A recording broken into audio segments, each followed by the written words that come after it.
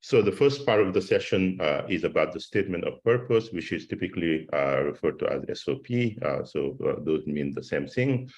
And there are four things that are typically covered or should be covered in a statement of purpose. And one of them is the motivation. So the question of why, what are the reasons why you want to do a PhD or an MA.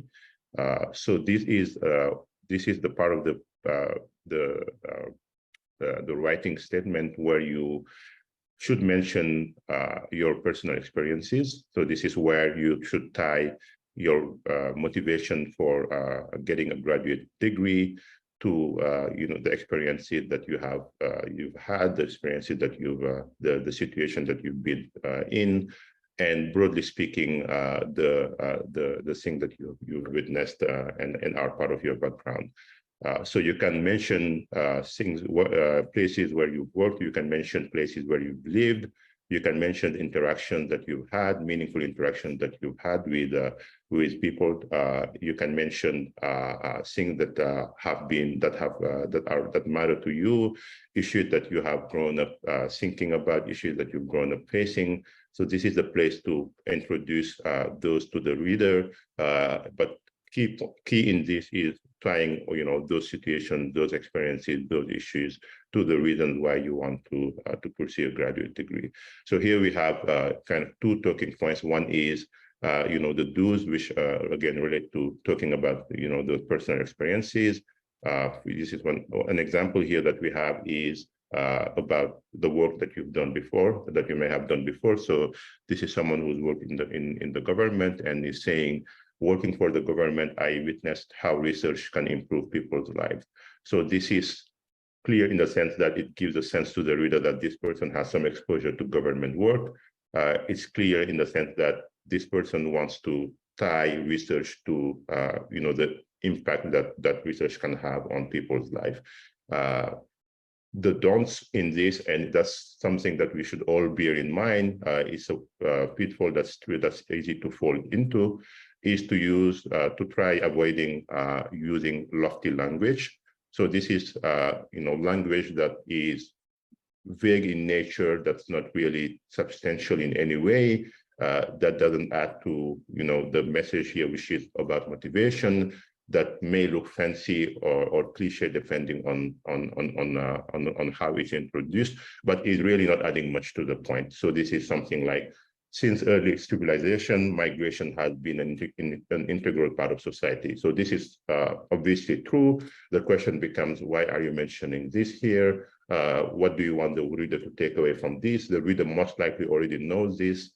So then the question becomes, how can you may start with these kind of thoughts, which are, very high level. The question becomes, how should you tie it to something that's more meaningful, that will allow the reader to learn something about what motivates you, what drives you, what are the reasons, or what factors induce you to want to pursue a degree. So this is kind of, at a high level, what to shoot for, what to aim for, and what to avoid in this first. Typically, what's the first part of the statement of purpose, which is the introducing yourself and then giving the reader the motivation behind your decision. So I'll be checking the Q&A as I go. So that's the first part. Hopefully, from that part, you give the reader a good sense of why did that you want to pursue a degree. Hopefully, it's a convincing argument, and it checks off the box of, okay, this is not someone who is wandering around. This is not someone who is applying just for the sake of submitting an application. This is someone who is actually serious and interested in what we offer. So that's that first part. The question then becomes, okay, this person is interested. Do we know whether they can handle the coursework that we offer? Do we know whether they can handle the research that we expect out of our students? Do we know whether they can handle, the rigorous environment, the rigorous research environment that our school offers? So that's where qualifications come in, really trying to get to the question of whether you're ready for this PhD or this MA program. And again, here there are things to look for and things that we should avoid. So basically, here you want to get to the point of what it is that you have. What are the skills and the tools that you have gained and you have acquired throughout the years that would contribute to you dealing well with the program that you're applying for. So, for example, if it is the case that you have been in the field, so you have been you have had some work done in the field as an RA, as a program manager, as a support person. This is the place where you should mention those.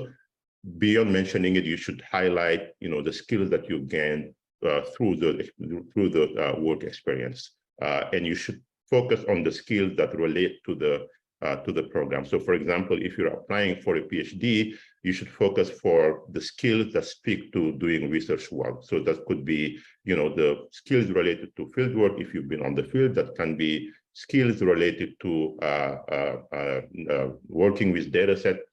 If you're doing empirical work, that can be even skills related to, I guess, going through models, if it is the case that you're interested in some theory work.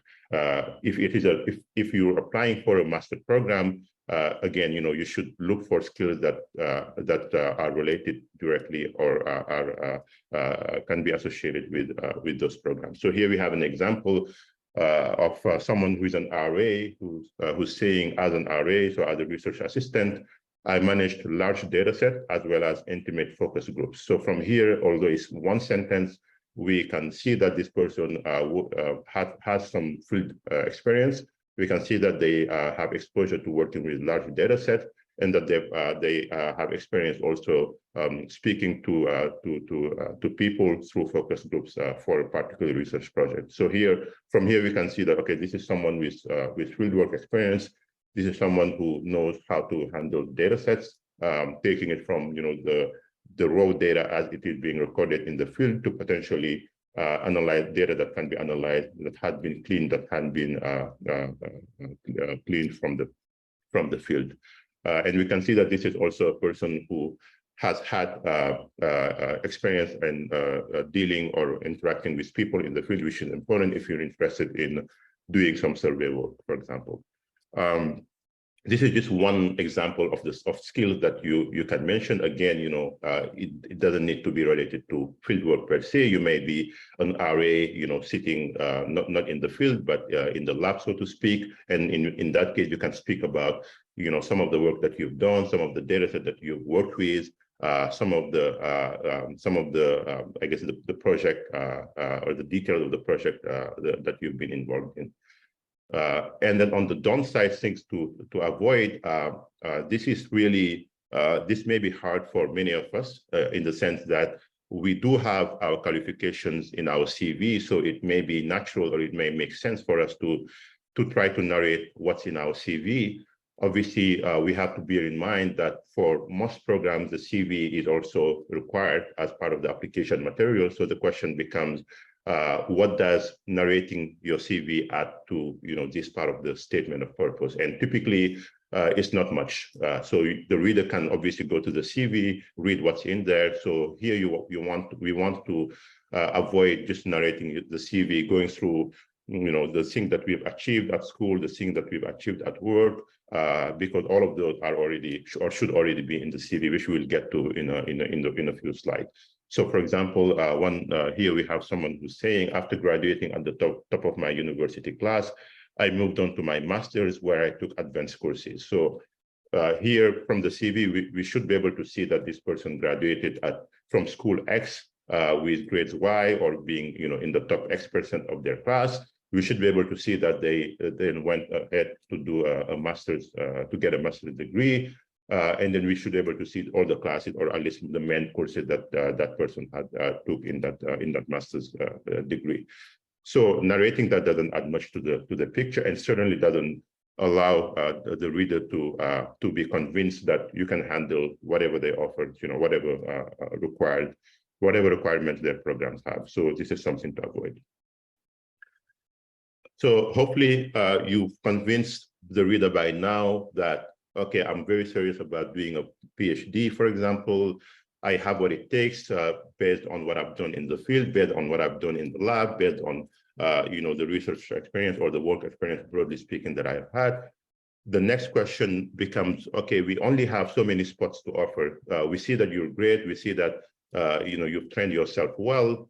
How can we make the decision to choose you over someone else, or to let you go and instead choose someone else? So this is where you want to kind of bring the point home that you're not only applying to this school because your friend told you to apply, or your professor told you to apply, or you've seen them in the internet somehow. Although all those cases may be relevant, but you want to, I guess, convince the reader that there is more to this story than just that.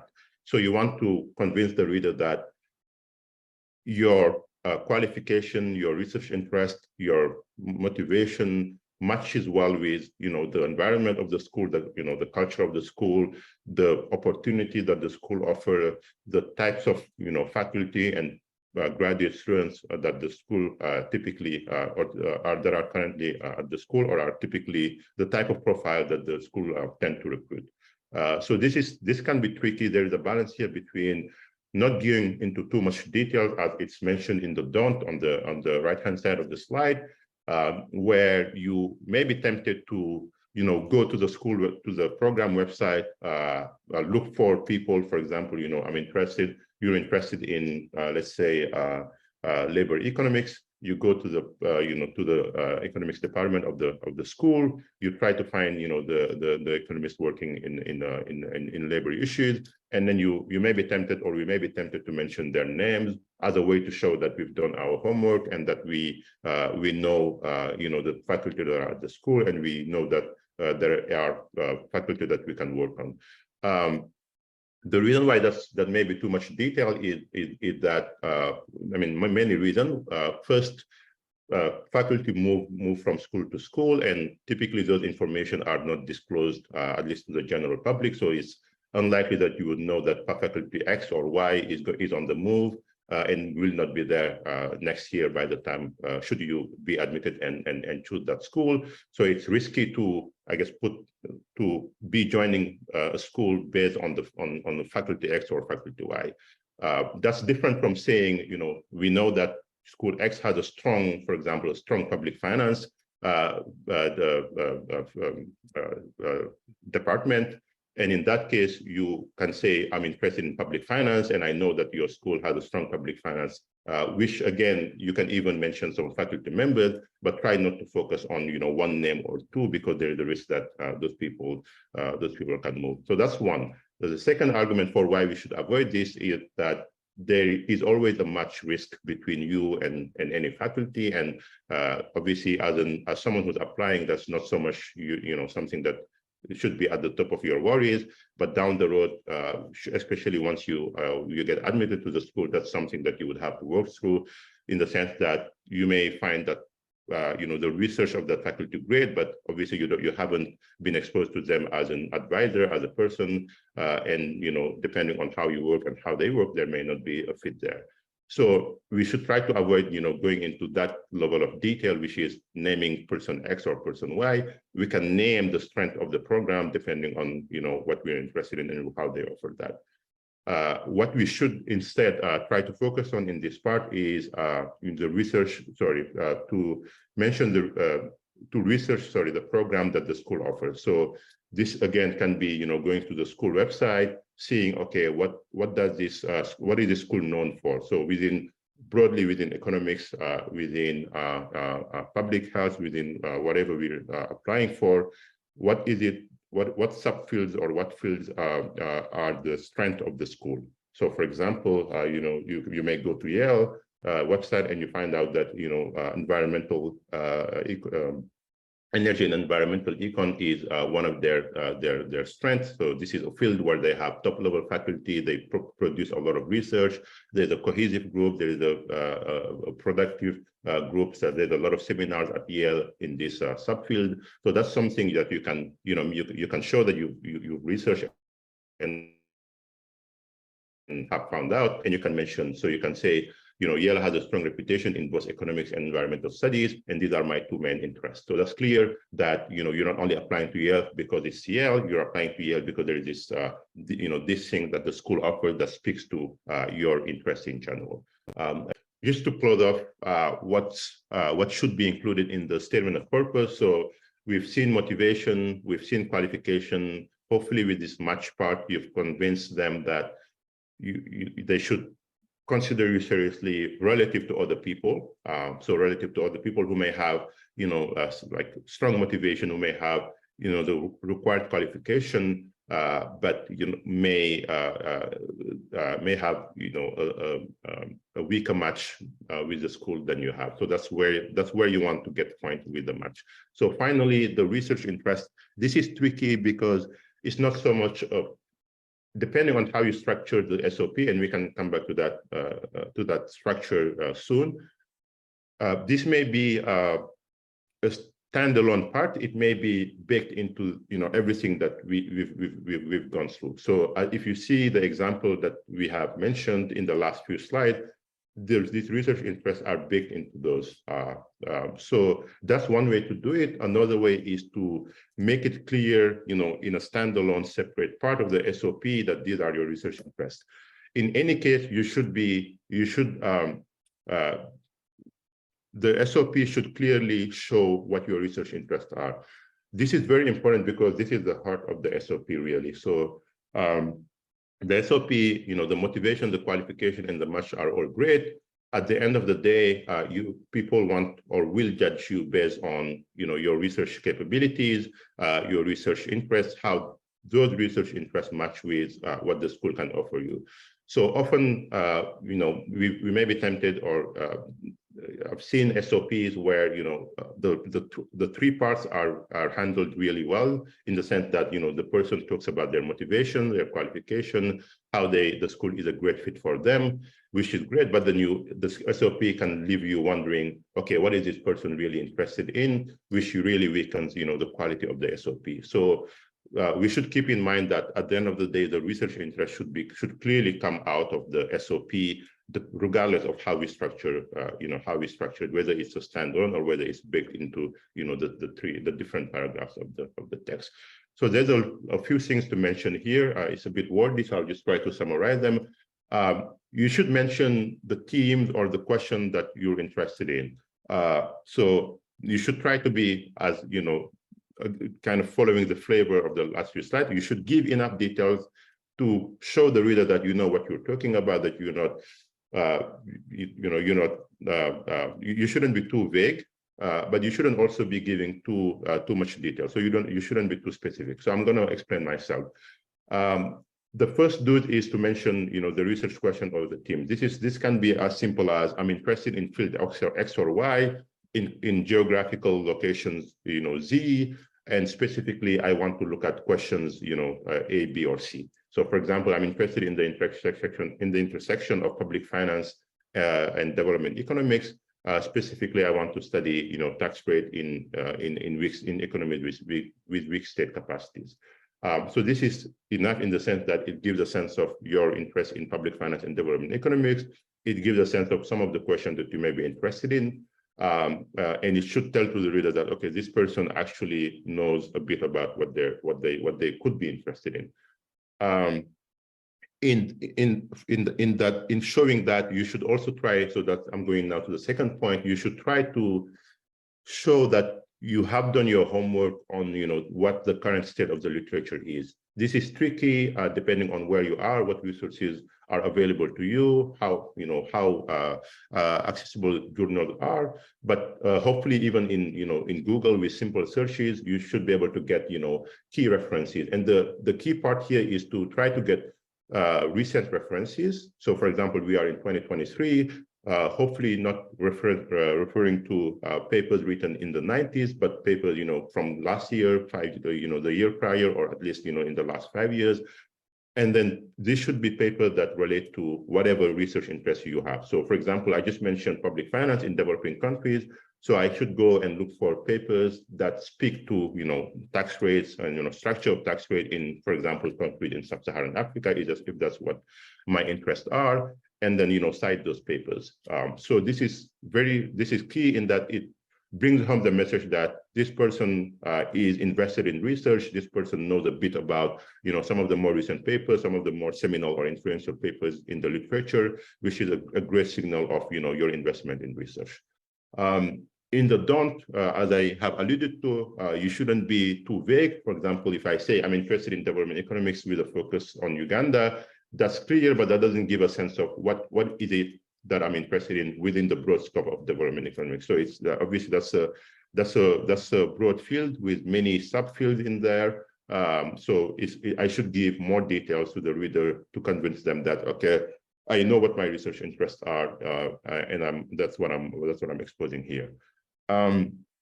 With all that said, showing the kinds of the literature, mentioning a research question, that's all great. The pitfall to avoid here is to be too specific. So it's likely the case that your research interest may change in the future. So I'm currently in a fourth year of my PhD program, just to give an example. And what I'm working on right now, which is still in development economics, is very different from what I came to grad school being interested in. That's usually how it happens, because you come to grad school, you learn a lot, you learn about fields that you may have never, really, you may not have been exposed to. You learn from faculties, from seminars that you attend, and you realize that, okay, there is this other thing that I'm actually interested in more so than what I thought I was interested in. And this is something that everyone knows, faculty and people on admission committees would obviously know. So you shouldn't be too specific. You shouldn't lock yourself in a box where, that may scream that this person is only interested in this. And if it's not this, it's not, they will not be interested in joining. So give details as much as you can, but don't be too specific. Don't lock yourself in some sort of box. So there were some questions about formatting. So kind of to transition to formatting, those are the things that are expected to be covered in a statement of purpose. So again, motivation, what drives what are your reasons to apply? What are you qualified to handle the learning environment? Is the school a good fit for you? And what is it that you're interested in researching that we can match on? In all of those, obviously there is, you should bear in mind the structure. Like the question to have is, what is the best way to go about, showcasing or relaying those information? So that's where, the structure of the SOP comes in. And as Anya has shared with me, you may ask yourself kind of, how should I structure my paragraphs? What's the length that I should aim for? And those are all great questions. So maybe let me start with the third bullet point, actually, which is the length, maybe easier. So you typically, at least not typically maybe, but in many programs, if you look at instruction for submitting the SOP, you would have, some sort of word limit. So that can be like exact word limits, like, up to 2,000 words, for example, or it can be number of pages, like, 2 pages with a double space, for example. So, those already give you instruction on what the word limit should be. But even without that, the question here should really be, these readers don't have much time, unfortunately, or at least they won't devote, for the most part, they won't devote, a lot of time to reading your statement of purpose. So you should try to be very meticulous about what, the key part of the SOP that you want, the key part of your motivation, your qualification, your mark sheet, blah, blah, that you want to put forth, and make sure that that is what you keep in the SOP. So that shouldn't be, the SOP shouldn't be, for example, 3 pages. If you have an SOP of 3 pages, unless you have really, unless you have a lot of super interesting things to say, that's probably too much. 2 pages is probably borderline, and 1.5 pages is probably enough. So that's obviously based on, what I've seen, from being in admission committees, from reading SOPs. Depending on your program, you may deviate a bit from that. But the general guideline is that you should be concise. You should get to the point. These are academic people. They don't really have, they're not reading your statement of purpose to get, motivate to get, intuition, or to get creative about their writing. They're reading the statement of purpose to get a sense of who you are, what drives you, what motivates you. To get to the point, be concise, no more than 2 pages, I would say in general. So now going back to the first paragraph, to the first bullet points, the number of paragraphs, so if you have 1.5 pages, you can kind of already see, the limits to the number of paragraphs that you should have. In general, each paragraph should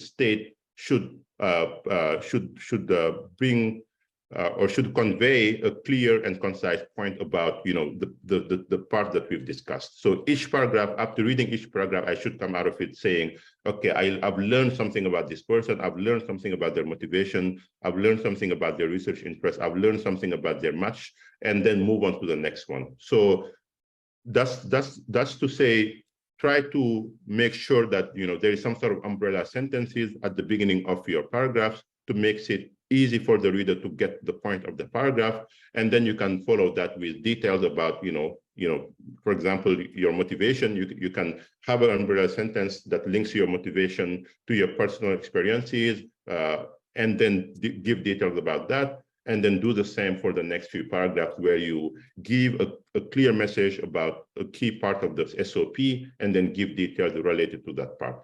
So that's really key.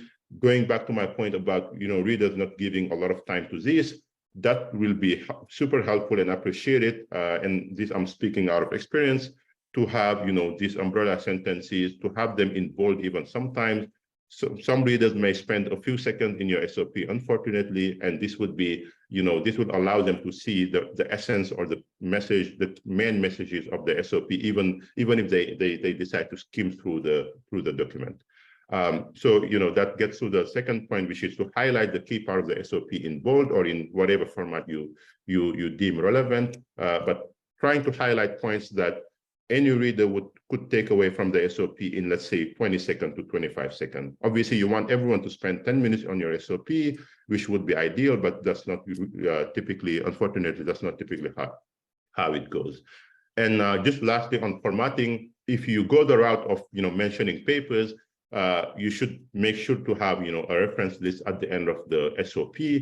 This is a mistake that I've seen quite a bit, so I just wanted to flag that here. If you don't mention papers, this is obviously not relevant, but if you do, make sure that you don't forget to do this. So that's just a few points. Those are a few points about formatting or structuring the SOP. It's not everything. So what followed are a few examples. Obviously, it's great to be speaking, but that may not make much sense or may not be super helpful unless you see concrete examples. So I'll try to speed up a bit, but the idea here is to kind of learn what's working in this example and what's not working in this example, and then to learn from those. So this is a paragraph on motivations. And the example says, growing up, I watched my mother, a single parent, struggle at times to ensure my siblings and I received at least one full meal a day. I realized then that my family needed a fundamental change. Even when we graduated from this vulnerable state, I wanted to be part of the change in other people's lives through my work in economic development. So this is great in that it gets the reader's attention.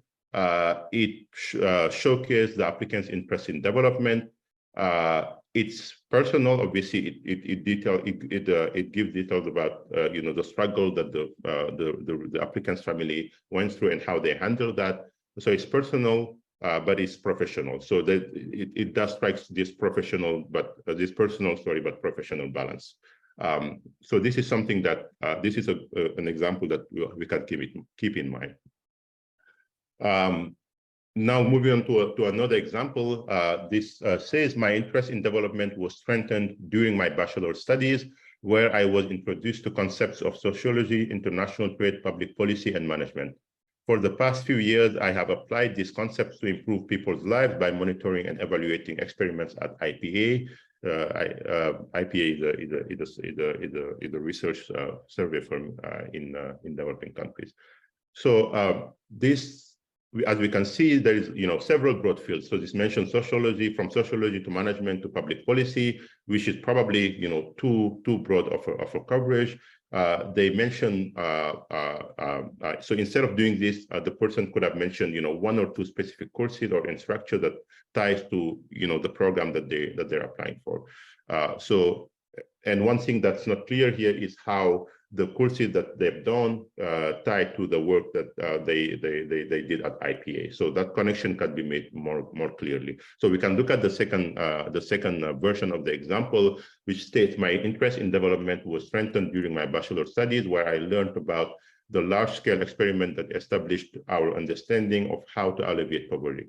For the past few years, I have been working to advance that understanding by monitoring and evaluating such experiments at IPA.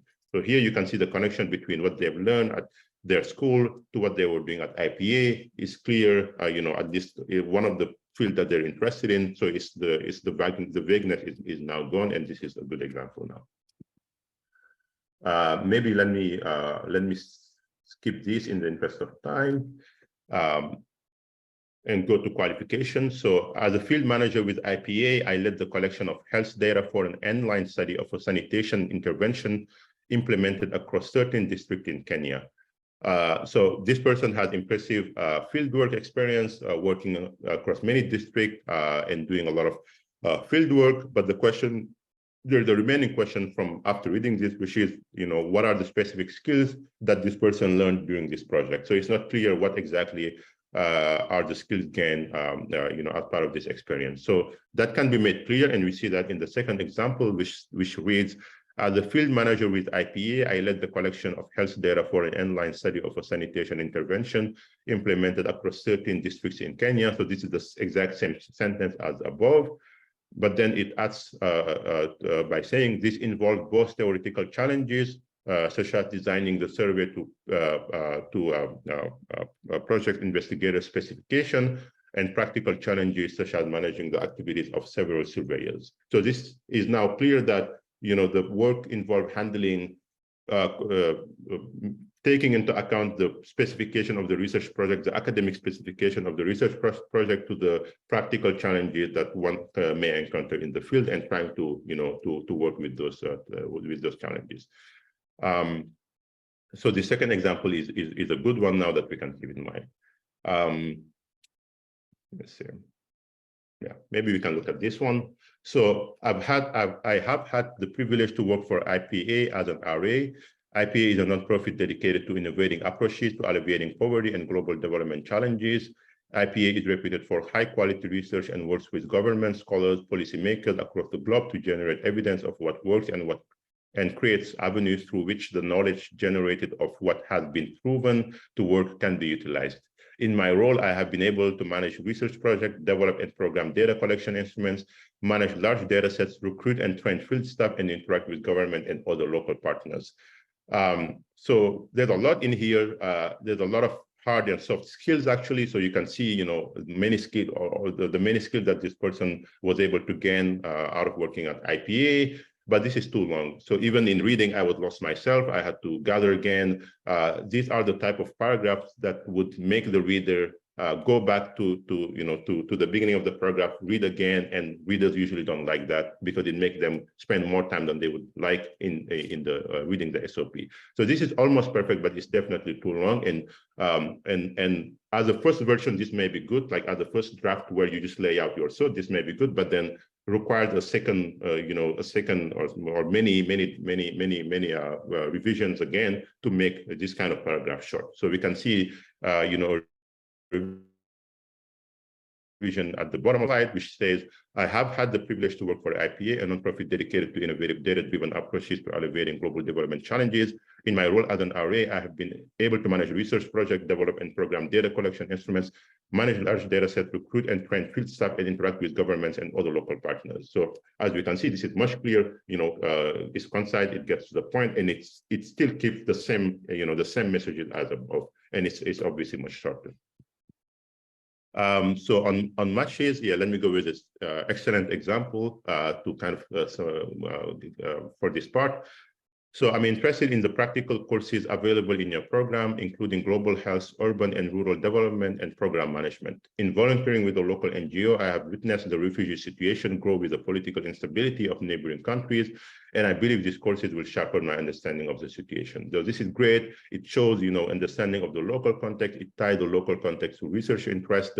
It then tied that to, the skills that can be gained out of attending the program. So this is good. It relates to current work without giving too much detail. The program is of good length. let me see. So I'm going to skip those and then go briefly go to CV